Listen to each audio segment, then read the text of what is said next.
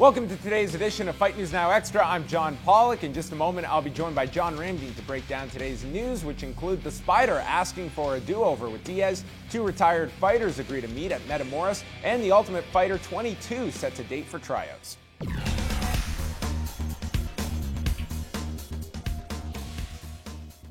Despite likely facing a suspension from the Nevada State Athletic Commission pending a failed drug test, Anderson Silva already has his next career move in mind. Speaking to TMZ cameras, Silva claimed he has no idea how the banned substances got into his system and that he would have to check all of his supplements to find the culprit. Silva then went on to state that he respects the commission and that when this ordeal is all over, he would like a rematch with Nick Diaz. Two high-profile UFC veterans will square off on May the 9th, only this time it will be strictly under grappling rules. Chael Sonnen and Renato Babalu Sobral have been announced as participants for the upcoming Metamoris 6 event in Los Angeles, California, as confirmed by founder Halleck Gracie earlier in the week. Sonnen and Babalu have fought twice under MMA rules, with Sonnen scoring a decision win over Sobral in 2003 before the Brazilian would avenge the loss, choking out Sonnen in his octagon debut at UFC 55. And after over 10 years of producing reality television, it appears The Ultimate Fighter isn't going anywhere. UFC officials announced Wednesday that tryouts for the 22nd season of TUF will be held on Sunday, March the 29th at the Palace Station in Las Vegas, Nevada. The show is currently looking for male fighters in the lightweight and welterweight divisions, and applicants are required to have a winning record and at least 3 professional fights. Keep in mind that the UFC is currently set to also produce TUF 21, American Top Team versus the Black Zillions, as well as the second installment of TUF Latin America this year. And next Saturday night, we are back with our UFC 185 preview show happening at 7 p.m. Eastern Time. Robin Black, John Ramdeen, and myself getting you set for the card in Dallas, Texas, featuring 2 title fights as Anthony Pettis returns to the octagon against Rafael Dos Anjos and Carla Esparza meets Joanna Jędrzejczyk. And I'm here with John Ramdeen, Robin Black, still on assignment, south of the border, in Cuba, no less, the home of Hector Lombard.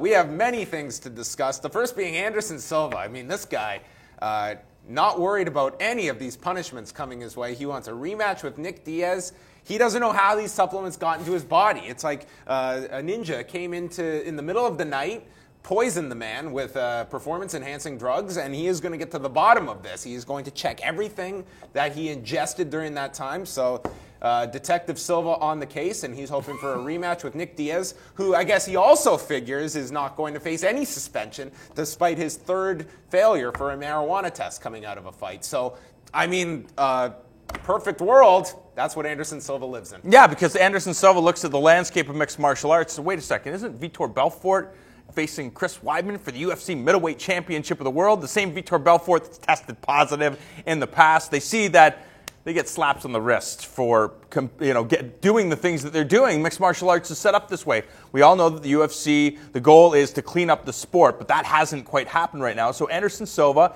he knows, you and I were talking about it, Ronda Rousey, the numbers, the early indication, the numbers that she drew from this fight, Kat Zingano, huge. So Anderson Silva clearly knows that he is still a draw at 40 some odd years of age, that in a year from now, when his suspension is up, there will still be the fan interest. And because of all the circumstances that surround this fight with Nick Diaz, the 2 failed tests, I think they get a gimme, a do-over, and I think fans will still want to see the fight. Let's chat about that pay-per-view number, because Dave Meltzer at MMAfighting.com, who is the authority when it comes to reporting pay-per-view numbers, it's very early estimates at this point. You don't really have a firm number this small of a window outside of the fight.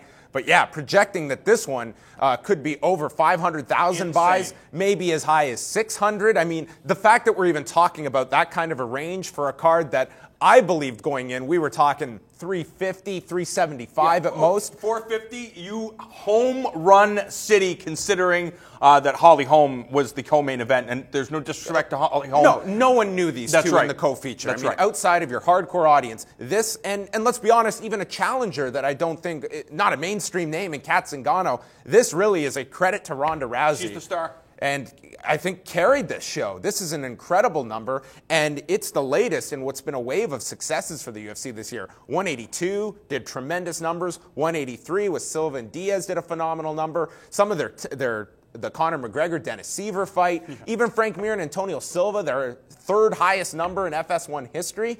The UFC is on a bit of a roll right now in 2015. Yeah, and then you look ahead to the Conor McGregor-Jose Aldo fight. You know that's going to do absolutely ridiculous numbers, as well as the card they have in July as well. No, that is July, and then you got the Memorial Day card as well. Oh, my God. It's very stacked pay-per-view insane. events. So it's almost like the UFC can't lose in this situation. But, I mean, we're talking about Ronda Rousey, and again, you and I were talking about this before. Everybody looking at the Cyborg fight. If UFC is looking at the numbers, they don't need to bring Cyborg in because they run the risk of what happens if Cyborg is as advertised and she takes out Ronda Rousey. And I know the UFC and Ronda Rousey will probably say, look, we're there to take on the best challengers.